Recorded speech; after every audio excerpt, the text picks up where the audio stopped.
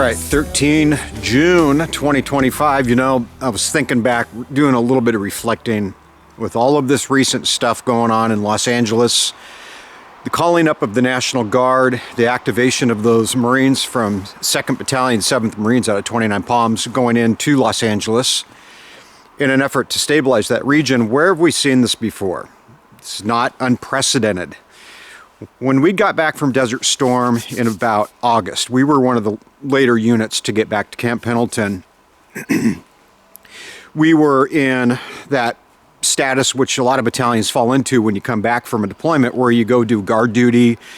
A lot of guys will go to schools. Some people that are getting up into their 3-4 year mark will go and do different B billets. And a lot of us first termers were just kind of hanging around doing a lot of these different things. And in and around April or later April, early May of '92, on the tail end of the majority of that violence in Los Angeles, they decided, they being the federal government run under George Bush Sr. at that time, to activate the United States Marine Corps in an effort to help stabilize and prevent a resurgence of violence as a result of the Rodney King verdict.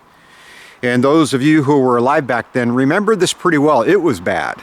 I don't know if I can completely illustrate just how bad it was, but a lot of South Central Los Angeles was completely on fire. Targeted, or what was targeted, were primarily a lot of the Korean-owned businesses. You know, there's a meme out there, you know, the rooftop Koreans. Well, those were real people. They were real business owners. And they were trying to protect their business and their property, their livelihood, from the violence that was taking place in and around that area at that time. So, to get back to my little anecdote, we were, I think I might have, I'm trying to remember what our platoon was doing specifically, our company was doing specifically, but I do know this, that the weekend that we were sent up there, we were getting ready to go on a 96 4-day weekend, and they called us because we were the Air Alert Contingency Battalion at that time. And so if anything were to happen, some kind of state of emergency, we were going to get picked to go respond to something, right? So we got activated. We went up to Marine Corps Air Station Tustin, did a little bit of we call it pre-deployment training, but you know, pre-operational training in the air hangar, did some riot control type stuff. Exactly what these Marines of 2-7 are doing. Did a little bit of training, went over the ROEs, rules of engagement, to tell us what we could and could not do. You know, those left and right lateral limits that we've talked about. And then they sent us in, operational, right? So Lima Company, this company I was with, 3rd Battalion, 1st Marines. We went in and around Compton, and our platoon specifically camped out in Circuit City. Anybody from South Central Los Angeles remember Circuit City, right across from Compton City Hall? Well, that's where we were. We camped out there, and we manned posts in and around that shopping center, right? So there was a Burger King over, is it Alameda? That's the boulevard. And there's a park across the street, a main rail line that runs through, and just a variety of, you know, stores and shopping type places that were there. And we had rooftop sentries, we had corner posts, and that's where we stayed for, I don't know how long we were there, 8, 9, 10 days, something like that. We were in there for a while. And when we were there, things were actually relatively calm. I remember, this video's going to run a little bit long. I remember having a conversation with one of the police officers in that region, and you know, at night you could hear random sporadic gunfire kind of throughout the city in various places. And at that time, in the early 90s, he said that was actually pretty typical. And actually, because we were there alongside National Guard, things had quieted down quite a bit. And I think that was one of their desired end states. They wanted to quell things. They wanted to quiet things down. We weren't there to locate, close with, and destroy the enemy by fire, maneuver, repel the enemy's assault by fire in close combat. We weren't there to do that. We were there as a stabilizing force. Our ROEs were very specific. We weren't to engage people with lethal force just arbitrarily.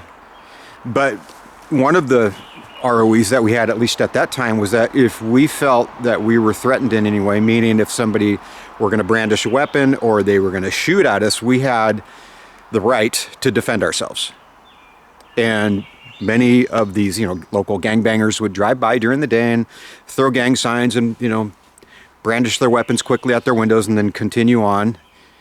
And then at night they would kind of do a little bit of the same thing, but they kept their distance because they knew that if they were to engage with us, we would do what Marines do very well. And I think here in our current state, in this current condition, I think everybody understands exactly what would happen if they decided to go and tangle with the Marines. Now, can the Marines conduct, riot control and other types of missions? Absolutely they can. They're trained to do these things. Marines are trained to do a variety of mission sets. Going out and killing the bad guy is just one of those things, right? Yes. It's not the primary thing, it's one of the more, I guess, let me put it to you like this, is one of the main focuses of the Marine Corps is to fight battles. But there's lots of other things Marines are quite capable of doing. And riot control is one of them, which is why they get a little bit of refresher training before they go in. And that's why they have those rules of engagement briefs before they go in. A lot of JAGs, they sit around and they create these ROEs that are in line with what the commander wants and what's in line with the tasking statements that come down from higher, right? Because they want to make sure they're staying within the framework of the Constitution, that they're not violating the rights of citizens. They're not kicking in doors and taking up residence in people's houses and, all this kind of stuff. I'm getting a little bit long-winded because I'm kind of doing a little bit of a memory lane on this. And a lot of the chatter that I've been reading, like on Twitter and on all the various feeds and the news groups, is that, it's unprecedented and it's an overstepping of authority. Well, I don't think it is at all. I think what it is a preventative measure to keep things from escalating. Now, why are the National Guard in Los Angeles to begin with? Why is the Marine Corps in Los Angeles to begin with? My understanding is that they were serving a warrant on a money laundering scheme that I guess was tied to some illegal groups, from illegal aliens and cartels. That's what spurred this whole thing. But then it's turned into something completely different. That, the United States hates immigrants and this administration hates immigrants and, they're trying to deny people. Nothing could be further from the truth. These are just narratives that are being spun. Okay? Maybe we'll do that in another video, but I just wanted to share my little slice of the pie with you. And so we were there doing our operations, had our platoon commander with us, had a platoon sergeant with us. We were operating as a platoon, and we were standing our posts and relieving and getting rest and doing a lot of static, downtime and active, time on our posts and keeping an eye and radio and, sit reps in and all that typical kind of stuff that armed forces do, right? And, there were a couple little things here and there. One of the platoons, they got engaged with some guy that was holed up in a house, and it was right down the street from us, and you could hear the whole thing. The whole platoon opened up on this guy because they were doing ride-alongs with the law enforcement in that area. Cop got out of his car and said, "Hey, cover me," which to a Marine is like, "Oh, you need some covering fire." He opens up, platoon opens up. The guy didn't die, surprisingly. They went in, house was completely shot up. They pulled him out, arrested him, and, took him away, and it became a little bit of a thing that was a bit of Marine Corps lore. I remember hearing about it years later at the basic school. They were talking about that because we were doing our, urban package and mount package and, all this kind of stuff. And they told that story. And I remember talking to the instructor, said, "Yeah, I was right down the street when it happened." So I could verify that in fact did happen.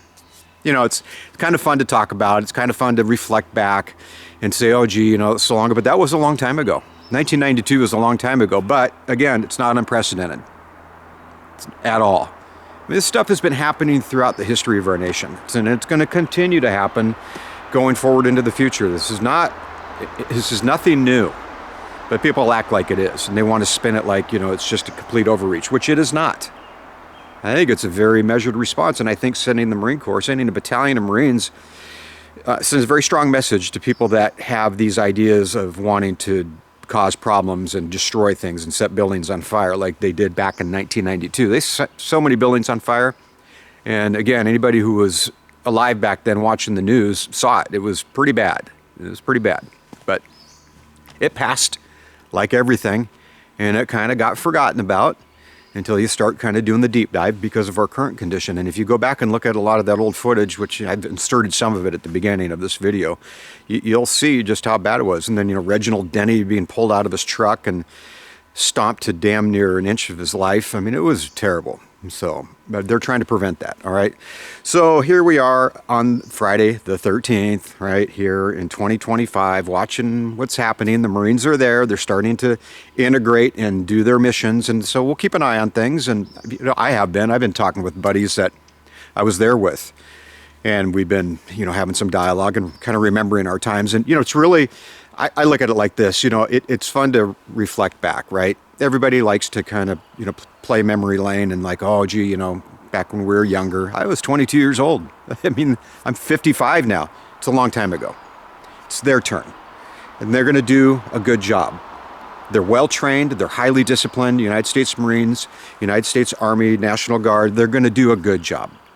If they've got good leadership, which I'm sure they do, they're going to make us proud and they're going to do the right thing.